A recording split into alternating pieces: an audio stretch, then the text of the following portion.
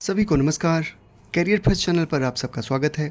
आज का डिक्टेशन लिखने के लिए तैयार हैं। शानदार मैटर है, ध्यानपूर्वक लिखें। Ready start.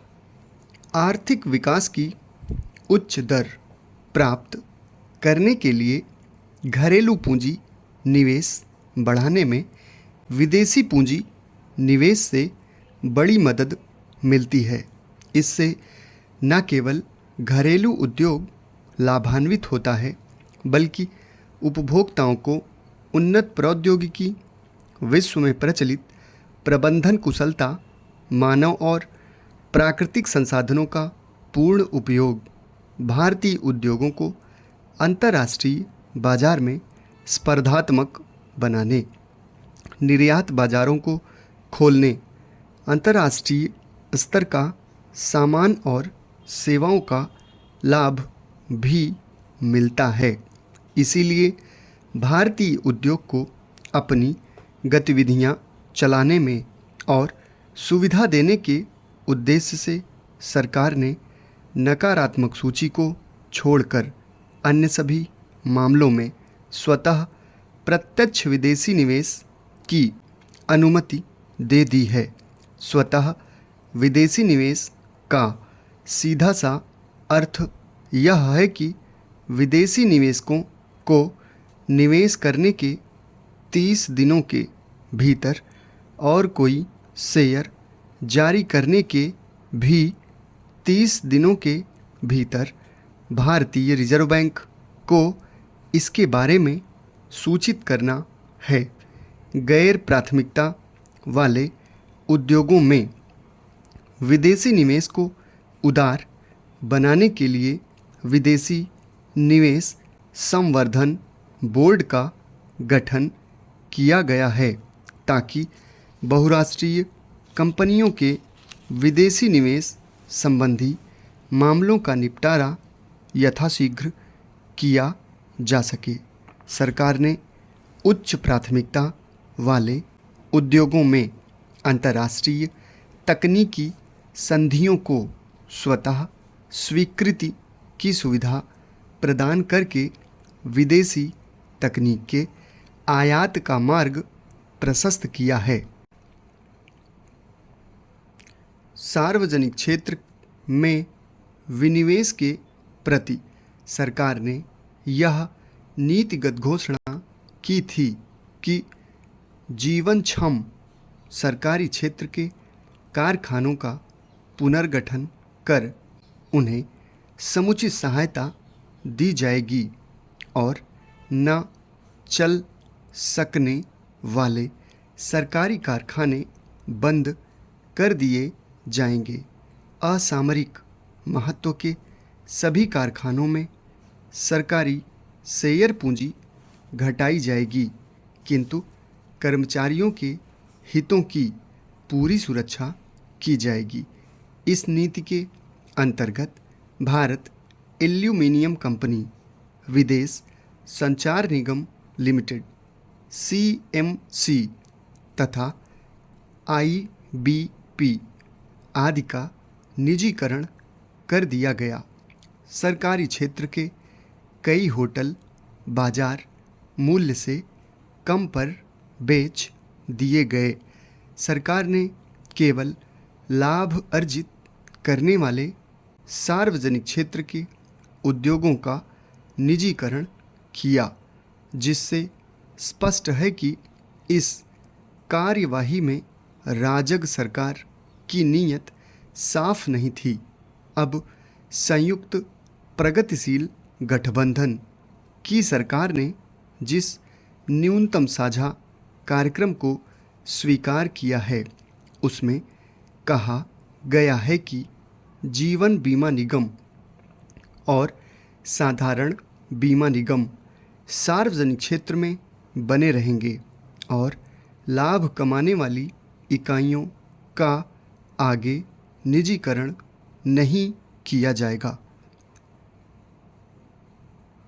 उदारीकरण के अंतर्गत सरकार ने अर्थव्यवस्था को सरकारी तंत्र के कठोर नियंत्रणों से निकालकर बाजारोन्मुख एवं प्रतिस्पर्धात्मक बनाने के लिए आर्थिक सुधार तथा आर्थिक उदारीकरण की नई नीतियां शुरू कीं, जहां एक ओर भुगतान संतुलन की प्रतिकूलता को दूर करने के लिए भारतीय मुद्रा का अवमूल्यन किया गया, सरकारी व्यय में फिजूल खर्ची की कटौती, भौतिक तरलता में वृद्धि तथा कृषि उद्योग, परिवहन एवं संचार के क्षेत्र में नियंत्रणों में ढील देकर आर्थिक उदारीकरण के अल्पकालीन उपाय किए गए।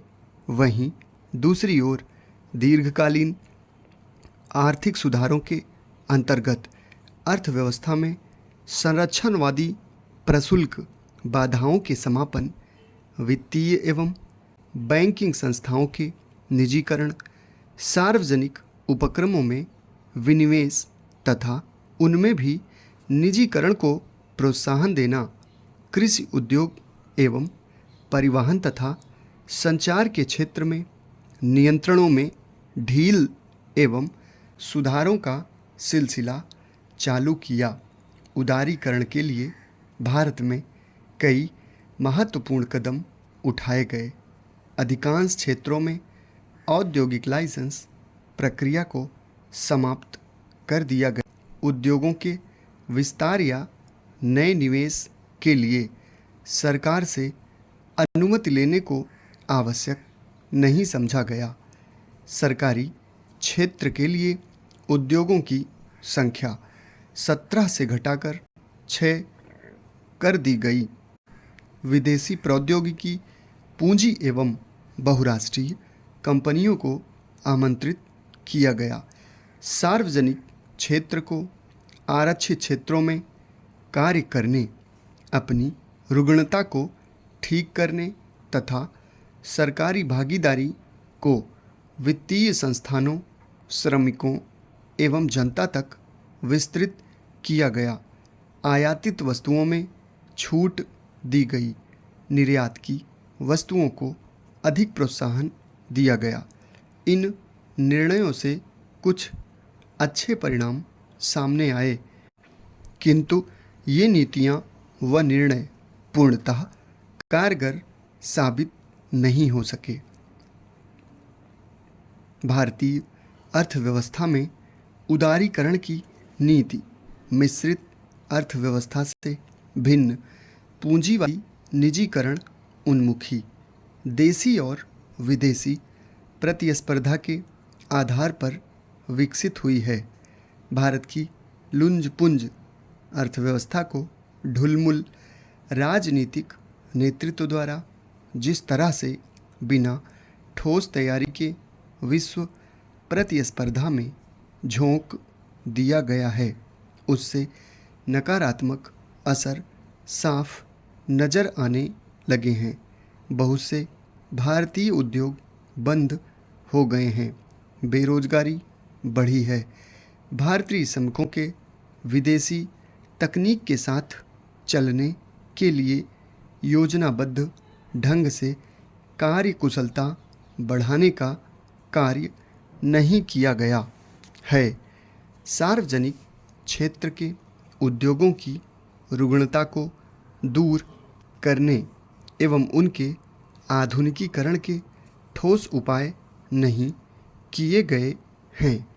ऐसी स्थिति में भारतीय पूंजी निवेशकों, उद्योगपतियों एवं श्रमिकों में निराशा भी व्याप्त हुई है तथा विदेशी शक्तियों के हाथों भारतीय अर्थव्यवस्था के शोषण की स्थितियां पैदा हो गई हैं। उदारीकरण द्वारा विदेशी उद्योगों से प्रतिस्पर्धा के कारण स्वदेशी उद्योगों पर संकट उपस्थित हो गया है। बहुराष्ट्रीय कंपनियों से देश की संप्रभुता को खतरा बढ़ेगा तथा स्वदेशी व स्वावलंबन की भावना को धक्का लगेगा।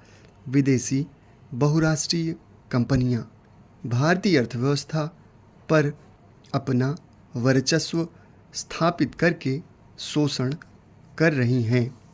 इसके लिए राजनीतिक भ्रष्टाचार का भी सहारा लिया जा रहा है। ये अपने अधिकतम लाभ के लिए राष्ट्रीय हितों की बलि दे देते हैं, विदेशी मुद्रा में हेराफेरी करते हैं और देश के उद्योगों को कट्टर प्रतिस्पर्धा एवं मुद्रा अवमूल्यन करने की स्थिति उत्पन्न करने का दुस्साहस करते हैं। समाप्त। धन्यवाद।